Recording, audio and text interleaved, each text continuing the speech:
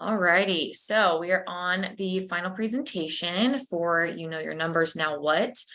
We've talked about blood pressure, cholesterol, blood sugar, and now we're going to be able to talk about some body composition information. So with that, we'll kind of go over our objectives. So same thing as the past couple presentations, if you've been in on those. So first we'll talk about what it is. So what is body composition? What is considered a normal body composition? Does weight reflect body composition? We'll also talk about why it's important and why we should maybe strive to keep body composition within a healthy range, how it impacts us in our health. And then also, again, always like to leave you guys with takeaways. So how do I improve it? Or, how much of an impact does nutrition really have, or exercise? And so we'll kind of talk about those things.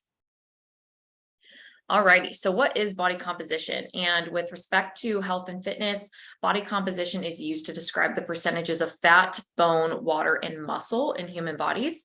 And the body fat percentage is of most interest because it can be very helpful in assessing health.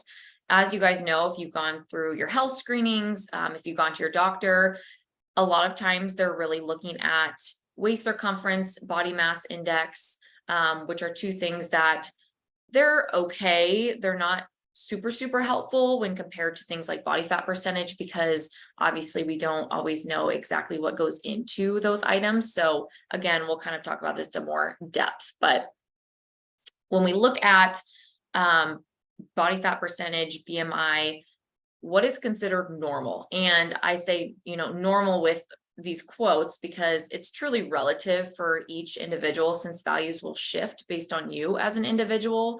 Typically, it may look like this. So for women, you're going to see somewhere between like 18 and 28% body fat, and men about 10 to 20% body fat for that like normal or healthy range. And obviously, as you can see, women typically need a little bit more body fat on them. BMI, so body mass index, this is between 18.5 to 25 for that normal range. And things like water, weight, bone mass, etc., will all be different for each individual, which is what makes body composition so complicated, and why sometimes these one readings or certain areas of readings might not be the best way to determine our health status, for example. So when I talk about body mass index concerns, and if any of you have talked to me in a one-on-one consult situation, you've probably heard me talk about this if you've mentioned anything about body mass index. And you may have heard that body mass index is maybe not the best measure for health. And the reason for this is because the calculation for BMI only takes into account height and weight. There's a calculation, that's all it is. It's not really individualized. All they put in is your height and your weight and some, other numbers to make the calculation work. What it fails to include is our water weight, our muscle mass composition, bone density, body fat percentage, etc. There's many things that it fails to include. So with that being said, if you're looking at this picture on the right-hand side, you could virtually have no body fat and a ton of muscle and still be considered obese. So in this example, you can see, we have this guy who obviously is super muscular, all the things. You have someone on the other hand who maybe has a little bit more fat rather than muscle, right? But they ultimately weigh the same and they're the same height. So therefore their BMI is the same. So, both those people could be considered obese when in reality, there's a lot of factors that go into play there, right? So I think it's really important to notice, if you're like, hey, I'm like a bigger person, like I'm tall, I have broad shoulders, my bone mass is bigger, then you're probably going to weigh a little bit more, right? And so I think there's a lot of items that are missed when we just pull up things like BMI or that body mass index. And another thing that I talk a lot about is, what about the scale? Because the scale is a touchy topic. It only tells us what our weight is. So what it doesn't tell us is where the weight is coming from. So for example, say you have a goal to lose weight. And when you say, hey, Peyton, I really want to lose weight, what you likely mean is that you want to lose body fat, not muscle. So ultimately your end goal is not just to lose weight, right? Because you don't want to lose muscle, you want to lose body fat. And so you start working out maybe 3 to 4 times a week, switch up a couple things in your diet, you then step on the scale and weigh more, or your weight hasn't budged and you're like, oh, it's not working, I give up. How disappointing, right, to you if that's what your goal is. So what's the issue here? And you may have absolutely lost body fat while gaining muscle, because muscle weighs more than fat, but your weight doesn't tell you specifics. So that's why our weight is not a great indicator of our success. Because if you're thinking about it, if I go from never working out at all to all of a sudden I start working out, I'm putting on a bunch of muscle, I might be losing some body fat, but that muscle is ultimately going to make your weight go up. And so you might be the same exact, I know I did an InBody scan, which I'll kind of touch on a little bit too, but an InBody scan was someone who, when they came for their second scan, they had weighed the exact same. So their weight did not change. And in their mind, they might've been like, I didn't lose weight, I didn't have any success. But in reality, they had lost 3% of their body fat and gained a ton of muscle, like 4 pounds of muscle or something. So that's why it can be a deterrent sometimes. And sometimes I tell people, hey, I wouldn't use a scale, don't use a scale as an indicator of your success. So that being said, 2 people can weigh the same, but have very different wellness and fitness needs because of their body composition. So I think it's important to think about that when you're stepping on a scale, or if you are someone who steps on the scale every single morning and you see the little fluctuations with maybe water and food and exercise. It's important to know that the scale can only tell us so much. So why is it important? Why should we strive to keep body composition within a healthy range? And again, how does it impact us? So in recent years, obesity has become one of the biggest public health concerns in the world. It represents a well-known cause for premature death, coronary heart disease, hypertension, or that high blood pressure, sleeping problems, and lower quality of life. Body composition plays an important role in understanding your health and wellness, measuring the differences between muscle mass and excess fat. This allows you to accurately assess your health and plan your lifestyle and diet accordingly. So ultimately, getting a true reading on body composition by using machines such as an InBody machine is going to help you better understand how much fat, muscle, water, and bone mass you have, which can help give you a better idea of what factors may be impacting your health.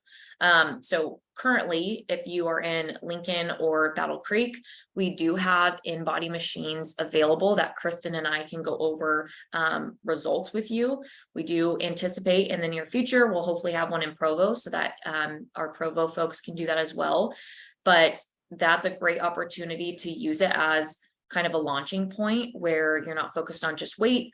You have time that you can be like, okay, I see my muscle mass is increasing, my body fat's going down. Maybe there's a period of time where, muscle's going up and all of a sudden it kind of comes down a little bit. Okay, well, where did we lose muscle? What have we been doing? And we can make those changes. So body composition is really helpful in that regard. And according to a study published in 2019, people with sarcopenic obesity are characterized with both low muscle mass and high body fat. And those people then have a greater risk of different metabolic diseases and physical disability than people with sarcopenia or obesity alone. So, even if you're just low muscle mass or high body fat, having those together is going to be way more detrimental than having just one or the other. So making sure that you're taking care of that as well. So not only, again, is having a normal body fat percentage important, but a healthy amount of muscle mass is also crucial for our health. And I think that's why, we're always recommending that you're getting some form of, strength training or something where you're able to build that muscle. So how do I improve it? Again, we don't just want to tell you what it is. We want to tell you how you can potentially change or improve it. So there are kind of like these big 4 modifiable impactors of body composition. Again, they're not things that we've probably never talked about before, right? We've definitely had these conversations, but that would be stress, activity level, sleep, and nutrition. So with stress, under stressful situations, cortisol, which is our stress hormone, is increased. Cortisol can then mess with a lot of things in our bodies. And with body composition in particular, it can cause increased weight gain, an ability to lose fat, and a decrease in muscle mass. So again, we had talked about this in some of our previous presentations, that this constant state of stress is extremely detrimental to the body. And if we're not doing things for stress management, we might see those impact, our, not just our mental health, but our physical health and all the things in between. So it's really important to be managing our stress levels.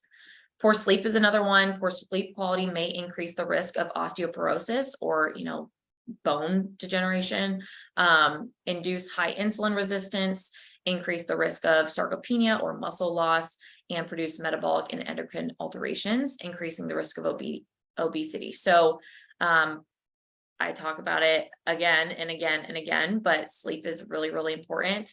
And like I'd mentioned, and I'll say it again, that if you're someone who's like, hey, I get 5 hours of sleep a night and I'm never going to get any more, please try.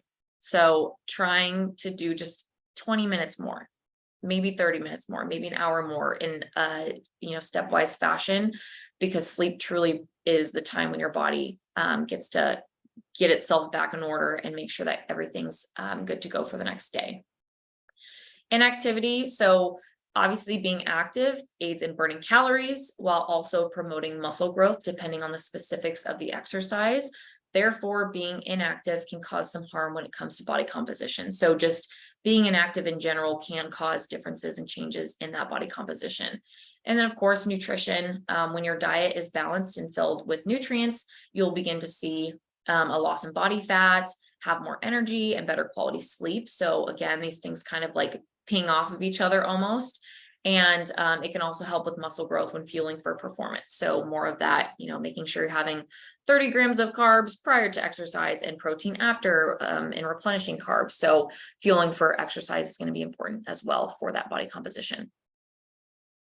Additional impactors. So there's also just things in general that we don't have a ton of control over. And so our sex. So typically we see males have more lean mass while females have more fat mass. Obviously that's not the same for everybody, but in general, that is what we see. Males are more likely to accumulate adipose tissue or that fat around the trunk and abdomen areas, whereas females, you'll usually see them accumulate that fat tissue around the hips and the thighs. Again, it's just how our bodies do that. And then age, obviously, as we age, we tend to see percent body fat increase and lean mass and bone mineral density decrease. And so that's why it's so important to keep our muscle mass up, especially as, we're younger, because as we age, it's just going to get harder to keep that muscle mass on. Race, so ethnicity can shape your health, body composition, body type, and risk of chronic illness. Different ethnic groups and races may be more or less at risk for different health conditions. And so that's just something too, to be like, okay, am I more at risk for this? Should I check into this? What can I do, right? Hormonal status. So many hormones such as leptin and insulin influence our appetite, metabolism, and body fat distribution. So again, making sure that our hormones, we're checking levels for things, because they could all have a huge impact on that. And also illness. Many conditions can impact body composition. Malnutrition is of a specific concern. So if you're not eating enough, that can definitely cause huge impacts on your body. So how much of an impact does nutrition really have? And you've probably heard the phrase, you can't out-exercise a bad diet. This is the bottom line when it comes to maintaining a healthy body. Nutrition and exercise are both important parts of losing fat and gaining strength. So it is important. You've also maybe heard of like the 80-20 rule where, 80% your whole health or fitness is, 80% nutrition, 20% fitness. It's simply a statement of the importance of nutrition in the equation. It's obviously not scientifically proven that 80% of our health is due to nutrition and 20 is due to our exercise or activity levels. But it's just based on the fact that if we think about it, it's easier to consume calories than it is to burn them off. So if we're having mindless snacks or things like that, where we add in 500 calories extra into our diet that we didn't really need, it's going to be a lot harder to exercise and get rid of 500 calories in that regard. So it's managing the nutrition in that aspect. So some tips for lowering body fat mass. Again, everybody's very individualized. So not one of these things is going to be the cure all for everybody, right? It's okay, I need to figure out what works for me. What can I do? So focusing on establishing a consistent meal and snack schedule is going to be really important. That can be helpful in managing blood sugar levels. You know, if we're skipping multiple meals and then having one big meal, we'll typically see the blood sugar changes with that. If we can be consistent and have our meals and snacks around the same time, our body gets used to what we're doing with it, and it can manage that too. Limiting high fat and high sugar foods. Obviously, this is one that you guys have probably heard over and over, as are a lot of these going to be. Decreasing portion sizes at meals if it's something where you feel like you're overeating or you're feeling uncomfortable after your meals because you've just had a little bit too much.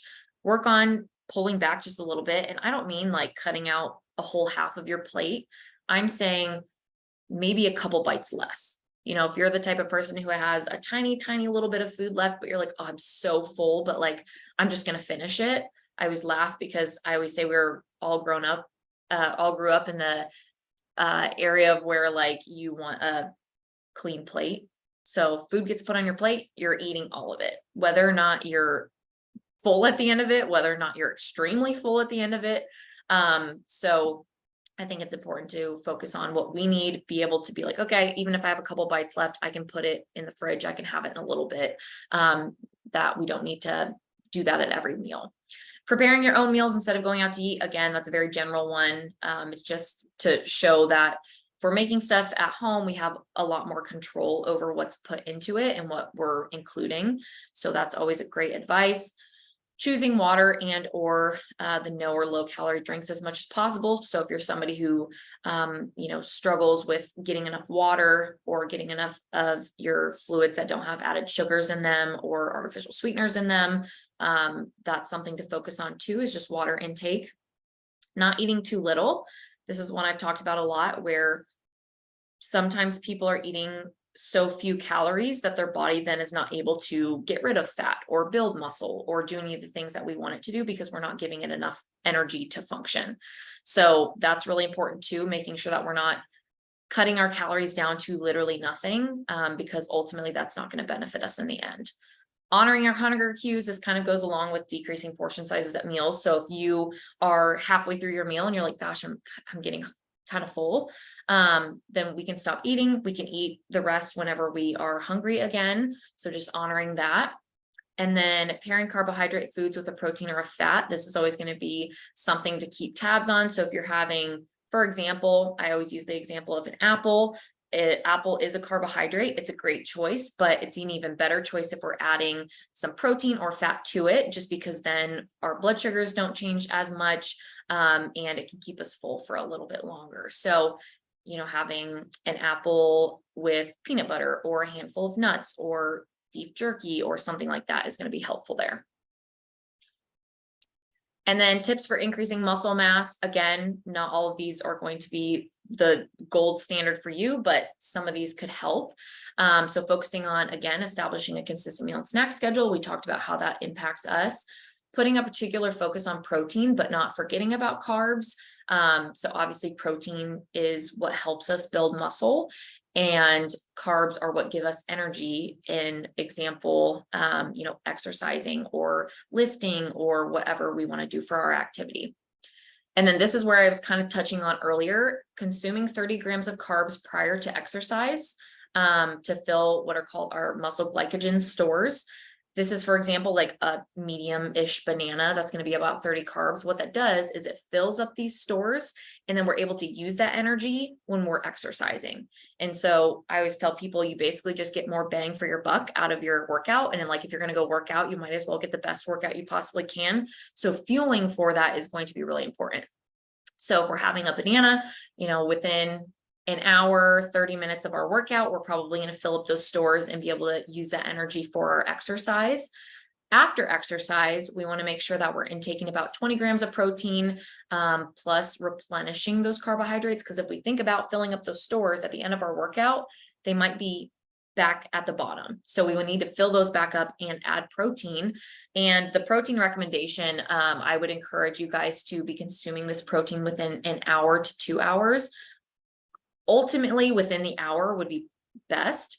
but within 2 hours is still going to be great. That just helps start repairing those muscles so you can get that muscle growth. Taking a food first approach over supplementation, this is always a big one. So, there's all the protein powders, protein shakes, protein bars that we want in the entire world. I promise there's tons of them. But I would encourage you to first try to figure out how you can get enough protein from just your foods.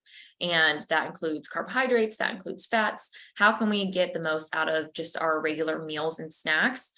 Because again, these protein shakes, protein bars, whatever, they can be really helpful, but they're still supplements. So they're only meant to supplement our diet and not replace our diet. So we can kind of use them in conjunction. So for example, if you want, a smoothie, well, most of the things we put into a smoothie, like our fruit, whatever you're including is typically it's a lot of carbohydrates, but not super ton of protein. So if we can add in a protein powder, that's how we can then supplement that, but we're not replacing the whole thing, right? And then not eating too little again, so you don't lose lean body mass. It's always going to be a tip too. So how to set up your plate for success. Carbohydrates, color, protein, these are the 3 things that you should have at every single meal. So by including each of these items into your meals, you create a more balanced and nutritious meal overall, and it helps to ensure you aren't leaving out necessary nutrients. So there's some examples on the side of kind of just easier. They don't have to be super complicated, but we have a carbohydrate. So in this scenario, it's brown rice. Next one down, whole grain pasta, whole grain tortilla, quinoa, whatever you want that to be. Obviously, fruits and vegetables are also carbohydrates, but we typically like for them to have their own little section so we don't forget about them. So with that, we have color. So our color area, maybe we're having green beans, maybe we're having a tomato sauce, bell peppers, asparagus, whatever you want. And then a protein source, of course. So that can be our lean meats and proteins, ground beef, black beans, edamame, all those things, salmon, fish, and having those items at every meal is going to be helpful in making sure that you're just getting the most out of your meals, and to help you, feel full for longer, make sure you're getting the nutrients that you need, all those great things. So to recap, body composition is used to describe the percentages of fat, bone, water, and muscle in human bodies. For most biometric screens, we're typically only looking at things like waist circumference and body mass index. So although, those aren't terrible readings, they just don't tell us a lot about ourselves. So it's nice to be able to get a little more information that way. So knowing your body composition allows you to accurately assess your health and plan your lifestyle and diet accordingly. And again, there are 4 major modifiable factors, which means that you can change them, or you can try your best to change them. And those are sleep quantity and quality, stress, physical activity, and nutrition. Those are some areas that you have a little bit of control over, hopefully. So those are some of the items that I would suggest, working on sporadically just to try to get to the next progress point. So with that, what questions do you have? You can send them in the chat box. Kristen and Thomas are on here as well, and they can kind of help me answer some of the questions if you guys have any. But as far as the in-body scans go, if you guys are interested and you want to do an in-body scan, you can reach out to Kristen or I, and we will get you guys on the schedule, and kind of go from there. But it's really cool. People continue to come back and seeing success, and it just helps you get a little bit more knowledge on different areas of that, because you can literally see like how much muscle's in my right arm versus my left, and my left leg versus my right leg. And it's actually super cool. So if you're interested, shoot us an email, give us a call, and we can get an appointment scheduled. Alrighty, I'm not seeing any questions. Is there a timeline on when we think we might be seeing the in-body scan in Provo? We don't have a specific date in mind, but hopefully soon. That's the idea. We've kind of been having conversations about it, and that was the intention when we bought the first 2, because we think they're really important. We just needed somebody in there to be able to do those scans. So now that we have Thomas, and we have our health center, we're hopefully able to do that at this point. So more updates to come on that. We will let you guys know when we have more information about that, but hopefully that will be relatively super soon. Good question. Does the scan also include hydration? So we do have kind of this intracellular water, extracellular water element where we get to see some of that.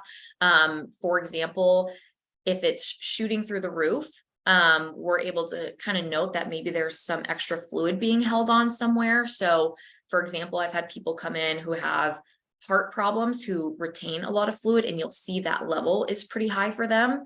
On the flip side, if you're super dehydrated and you're, not taking care of yourself that way, you might see that in the below normal area. And that's obviously two areas of concern. Most people are right in that normal range on the higher or lower end of that, but we are able to see a little bit of that, which can be helpful as far as hydration goes. Good question. All righty. Any additional questions? Kristen or Thomas, if you guys have anything. Nope, haven't received anything. Perfect. All righty. Well, as usual, if you guys have any questions, after you get off of here and you're like, oh, I wish I would have asked that, or, you feel more comfortable just reaching out and chatting with one of us. Our numbers are right there. Feel free to call at any time, and we're happy to have a chat with you guys. So thanks for coming. This is, again, the last of these 4. Hopefully we will continue to do different webinars like this. I think it's good just to give information if you want it, if you're able to utilize any of it, that's the goal. And so thanks again for joining us for these. And as usual, these will all be uploaded onto YouTube for people to watch again at a later time. So, all righty. Thank you guys.